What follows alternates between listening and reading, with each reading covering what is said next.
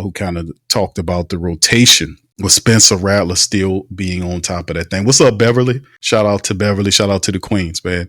All right, Fort practice, man. The Saints caused the quarterback's rotation to roll over. And guess what? Spencer Rattler, not Tyler Shuck, who took the first team practices today. The second year pro had a strong performance on Friday with the second string offense, where Jake Hayner led the team, the first team, and Shuck took the third. None of Rattler's passes fell incomplete. He gets another shot to lead the starting offense, and that's a good way of doing it, right? Because you don't want, if you're the New Orleans Saints, you most certainly do not want to put a quarterback in there who's not ready, right? We know Tyler Shuck eventually will get to a point in his career, whether it's this year or later on, right, that he will find an ability, because he's just talented. He's a big guy with a strong arm. He has good play recognition. He's just inexperienced, right?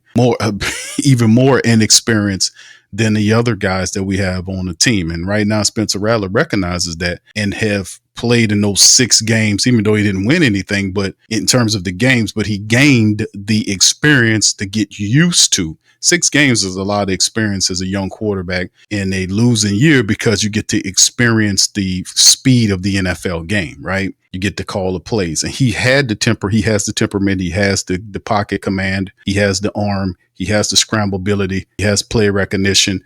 He got to tighten up on some of these things that he usually do, like most of these inexperienced quarterbacks have, in terms of them reading quicker, recognizing what's going on, getting everybody together. And it's a thinking man's game in terms of the quarterback position, because you got to know what everybody's doing, and not just your guys, but the guys across the way who coming over there to knock the piss out of you. You got to know to recognize what's going on, who's coming over here, there, who's moving this movement here, who's tipping their hand, this type of stuff. You got to be able to see that. And we've seen Tyler Shuck did recognize some of that stuff in camp. We've seen Spencer do the same thing. He did some of that last year, and using the minus of last year to build the plus this year is a positive for Spencer, and he's using it. So right now he is out in the lead, right? So let's get to the rest of this article right here. Not too surprising to see Rattler on top of the depth chart, at least not for now. He was always going to get the opportunity to start given his seniority, though Tyler Shuck, the rookie draft pick, needs to prove to the coaching staff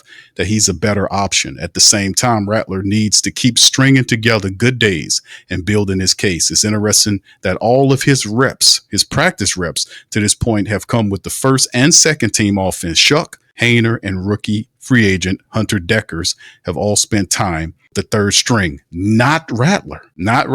That's a biggie. Can Rattler hold on to the job? Maybe he's got a live arm and some pro experience under his belt, but he must demonstrate real growth from his rookie year performance. He still threw more interceptions, 5, than touchdowns, 4. Didn't win a single game he appeared in, 7 of them overall, and he is a better situation now with better weapons available to him and a new coaching staff. Hopefully he can make the most of it. You best believe. If you know the temperament of one known as Spencer Rattler, you know that's the thing. The quarterback retired, that opened up everything. Spencer Rattler know he has a year of experience over Tyler Shuck. Never played an NFL game. Spencer has that, that experience of those 6 games. I forgot about the 7th game, which is the half a game that he came in when Jake Hayner, which game was that, fam? Do y'all remember which game? Because some of these games, I just put them right on. That first half of that game was awful. Which game was that? I just forgot. But it was the game where Jake Hayner was dead in the water. The entire first half was trash. I would have pulled him after the first quarter because the offense had no life, no energy, no soul, no nothing.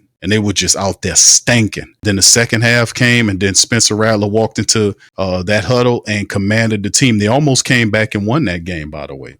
The Commanders. That's right. Thank you, KT. It was against the Commanders. That first half, the Saints would have won that game. If they would have put Spencer Rattler in that second quarter and benched him, or at least gave him half a quarter, they would at least got a touchdown or something, because when he came in right away, it was a whole nother game. They just ran out of time. The first half was just pathetic. It was one of the worst games that I've seen the Saints offense play in a long time. I mean, Jake Hayner had no presence. You might as well had Casper the Ghost back there running that damn thing. The Invisible Man, or whoever you got, the Invisible Woman, either one of them back there. It would have been the same thing. It had nothing. It was like bland food, no seasoning, no nothing. You bite into it, don't remind you of nothing.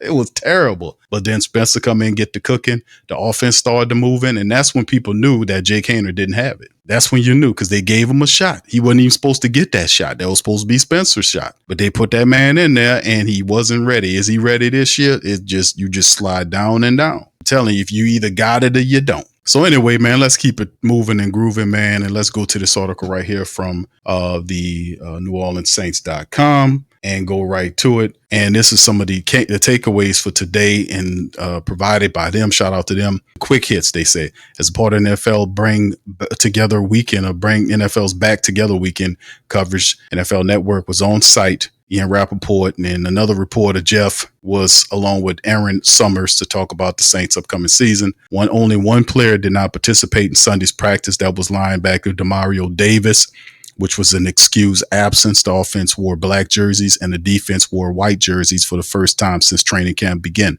The first 3 days were the reverse. A sellout crowd showed up, because we always show up and show out at practice number 4, the largest attendance to date. Despite the heat, the sellout crowd was in to the practice, and as usual made themselves heard almost every rep, because the Who Dat Nation is ready for some winning stuff here. And Kellen Moore is providing that.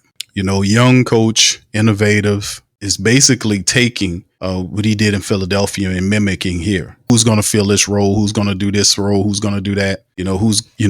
That type of thing. And the great thing about it is the Saints have a lot of good players that can step in and step out. Plus the fact that he won recently, that energy is still there. So is that buy into him. It don't take a lot for you to buy into. The man just won a Super Bowl last year as an offensive coordinator, and he bringing that here. So you can't, even with the most forgetful of people, that play football, that's on the team.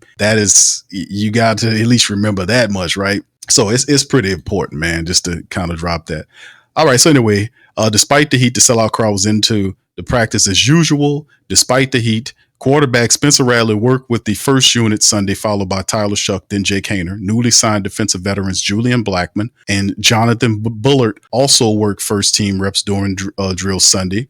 Blackmon split time at safety with third-year veteran Jordan Howden. In Davis' absence, Saints rookie 4th-round draft pick Danny Stutzman also split first-team reps at linebacker with Nephi Sewell. Kicker Charlie Smith attempted 5 field goals Sunday into the east end zone and went 3 of 5. He messing up big time, man, with his misses coming from 41 and 46, both left hash, and into a slight breeze. It's been a bit of a slow start for the Irishman, who last season displayed a tremendous leg but could not beat out the incumbent Blake Grupe. So far, Smith is 5 for 10 on field goals, 50%.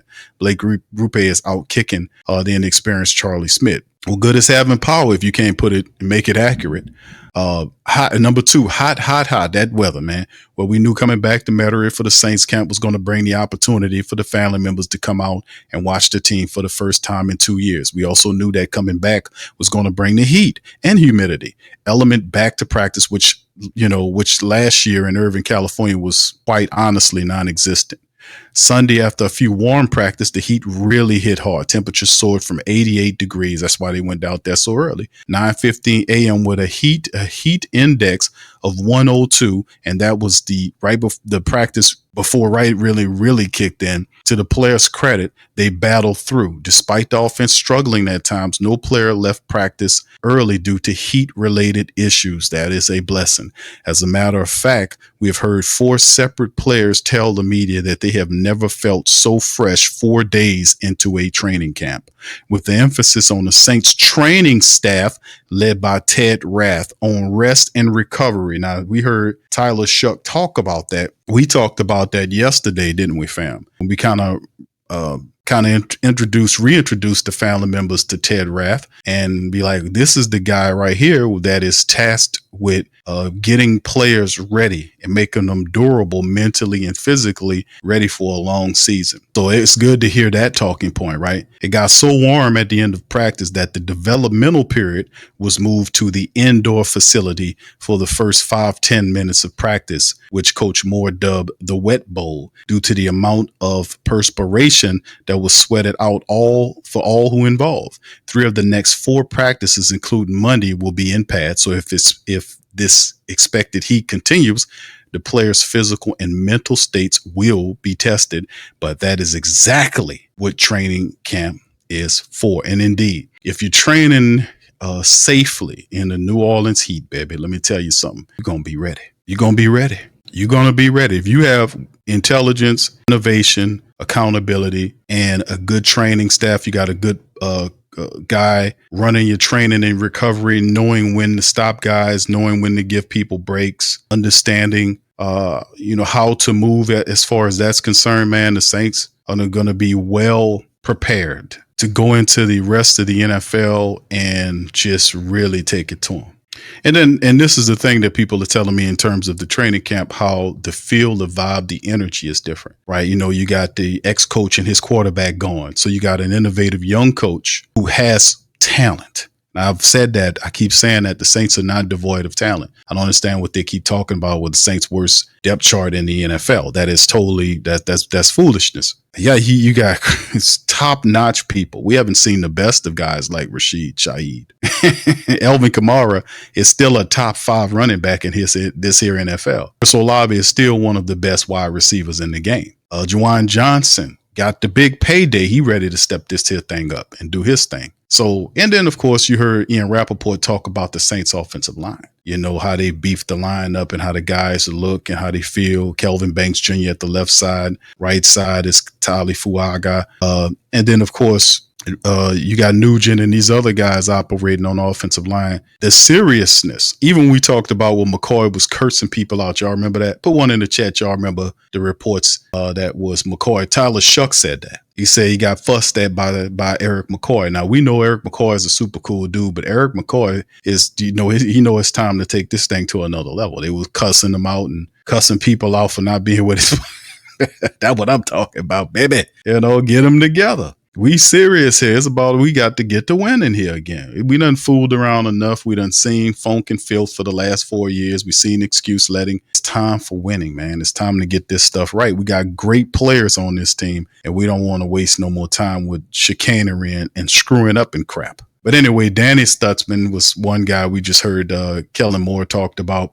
Play. Let me see if I can kind of play this. Y'all right quick. All right, hold on. Stutzman he read the play and made the pick on the ball. So Danny Stutzman doing his thing out here. Here it is right here, fam. Let me show it to you again. That's a throw. And Stutzman jumped up and picked the thing off and went the other way. Yeah, if you know anything about Danny Stutzman, man, if you watch him play, Stutzman is a hell of a linebacker, man. It's a great pickup by the Saints. You get this guy, emotional guy, smart, read it, can cover, just a solid football player. And he's the future at the linebacker position once Demario Davis hangs him up. All right, play of the day. Speaking of which, let's get to it, man. As mentioned before, the offense was a bit sluggish thanks to the nice defensive play combined with the heat. 2 picks will be the highlights. The first one took place during the 7-on-7 red drill. The offense headed into the east end zone. Spencer Rattler at the QB position with the ball at the 15-yard line. Rattler looked to throw the touchdown pass to Cedric Wilson Jr., who appeared to be open, right? Linebacker Danny Stutzman, as y'all just seen, that was the play, had other ideas. He stepped in front of the dart thrown by Rattler and picked off the pass to much the delight of the defensive teammates. Stutzman then showed some speed as he scampered the other direction untouched, and it would have gone for a long gain touchdown. Nice reaction by the rookie, who again made the most of his first team reps. The other play was beyond the sight of the family members as it took place during the developmental period inside of the building. On the third rep, Jake Hayner at the quarterback, receiver Chris Tyree looked to break toward the left back pylon of the end zone, but safety Julian Blackman was in perfect coverage and easily picked the pass off. Not bad for someone who was literally signed the day training camp began nearly a week ago. And he'll continue to get better with every passing day. Look forward to Monday and the first practice in pads, the official beginning of every training camp. So there you go, baby.